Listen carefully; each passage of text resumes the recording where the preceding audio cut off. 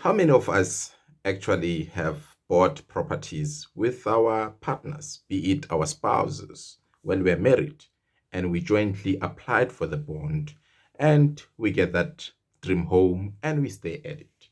What happens when we divorce? We sometimes, when we divorce, goes our separate ways. We agree on those divorce settlement agreement to say, my partner will take over the bond and that particular property, and I'll take one or two properties, and for that matter, or maybe a vehicle there and there. And then we go our separate ways.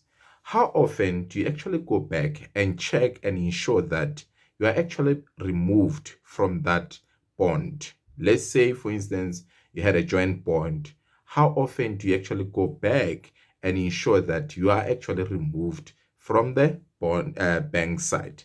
You must remember that it's very important to remember that the agreement that the divorce settlement agreement that you enter into with your ex-spouse or your ex-wife or ex-husband is not binding in the face, or is not binding the bank. It has nothing to do with the bank. It's an agreement between you and your ex partner. So most of us, we make that mistake where we're thinking that by the fact that I entered into a settlement agreement with my partner, therefore it means that also the bank, they must actually deal with him and not me. What we're forgetting is that there's no what you call substitution of a debtor. So what is supposed to happen is that your partner is supposed to go, right? Your partner is supposed to go and go to the bank and say, I'm releasing my ex-wife or I'm releasing my ex-husband. Therefore, you guys need to only deal with me. And what will then happen is that they will have to assess that particular person who's taking over the property, if that person is qualified or not. If that person is not qualified to take over the existing bond, they will tell them, listen, this person doesn't qualify for whatever reason. It might be they doesn't have good credit profile, or for that matter, they don't earn enough to take over the bond.